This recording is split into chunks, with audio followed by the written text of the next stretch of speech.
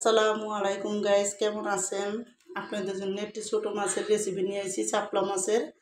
প্রথম দেখুন, আমি এখানে বেশি করে 1 কাপেরও বেশি পেঁয়াজ দিছি। তারপর আমি লাল মরিচের গুঁড়া দিয়ে দিলাম 1 চামচ, আর ধনিয়ার গুঁড়া দিয়ে দিলাম আমি এখানে 1 চামচ বইরা, আর অল্প করে আধা চামচ হলুদ দিয়ে দিলাম আমি এখানে। হলুদটা দিয়ে এখন আমি কিন্তু দেখুন স্বাদ মতন লবণ দিব, আর এখানে একটু জিরার ফাঁকি দিয়ে দিলাম। তো জিরার ফাঁকিটা দিছি কারণ ধনিয়া পাতা নাই, তো এই জন্য জিরার ফাঁকি দিলাম, আর স্বাদ মতন লবণ দিলাম। দিয়ে এখানে অল্প করে 1 চামচের মতন আমি একটু আদা রসুন বাটা দিলাম, মানে রসুন বাটাটা একটু বেশি, আদা কম দিয়ে আমি এখানে কিন্তু দেখুন আধা কাপেরও কম হইব একটু তেল দিছি, ছোট্ট একটা কাপ দিয়ে আধা কাপ দিয়ে এখানে 4-5টা কাঁচামরিচ আমি মাঝখানটা পাইরা দিয়ে দিব। তো কাঁচামরিচটি ফাড়া হইলে আমি হাত দিয়ে ভালো করে মশলাটারে মাখমো। দেখুন আমি মশলাটা সুন্দর করে কিন্তু মাখমো, আর আমি কিন্তু ছোটো মাছটি একেবারে ভালো করে কাইটটা ধুইয়া জড়া দিয়ে রাখছি। তো এখন দেখুন মশলাটা কিন্তু হাত দিয়ে ভালো করে মাখতে নিলে সুন্দর হইব।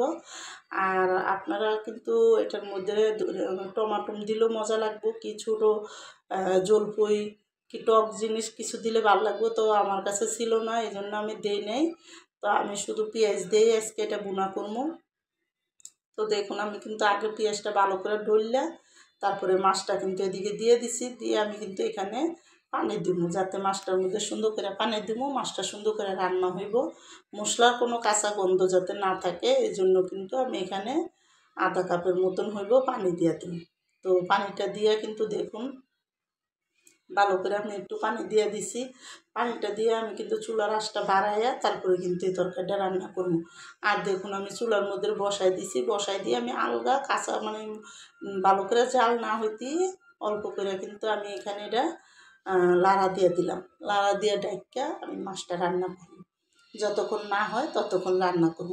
আমার এই চাপলা মাছের রেসিপিটা যাদের পছন্দ তারা লাইক সাবস্ক্রাইব দিয়েন প্লিজ, আমার ভিডিওটা আপনারা শেয়ার করে দিয়েন বেশি বেশি, আর সাবস্ক্রাইব করে দিয়েন। আর দেখুন এখন আমি কিন্তু মাছটা যখন অর্ধেক হয়ে গেছে, তো আমি চামচটা দিয়ে হালকাভাবে একটু লাড়া দিছি যাতে মশলাটা সুন্দর মতন চারিদিকে হয়। তো আমি কিন্তু দেখুন মাছটা এখন একটু লবণ দেখবো, তো আমি আরেকটু জলটা কমান পর্যন্ত মাছটা রান্না করবো। তো লবণটা দেখা আমার তো লাগছে যে একটু লবণ কম হয়েছে, তো আমি কিন্তু এখানে একটু লবণ দিয়ে দেব। আর লবণটা প্রথম কম দিলে তারপরে লাগলে পরে দেওয়া যায়। তো আমি কিন্তু আর একটু লবণ দিয়ে দিছি, দিয়ে কিন্তু দেখুন আমি লবণটা খালি হালকাভাবে মাছটা উঠাইয়া একটু মিলাই দিলাম যাতে সুন্দর করে মাছটা হয়, এই জন্য। আর আমি এখানে দেখুন মাছে কিন্তু উপরে তেল উঠে গেছে, তো পানিটা এখন শুকিয়ে আসছে, আমি কিন্তু মাছটা নামাই দেবো। তো আপনি দেখুন আমি সুন্দর করে কিন্তু করছি। এই পর্যায়ে যারা ধনিয়া পাতা আর দিতে চান দিতে পারেন, তো আমার কাছে আসছিল না, এই জন্য আমি দিই নাই। তো এখন দেখুন আমার রান্নাটা কিন্তু পুরো কমপ্লিট হয়ে গেছে।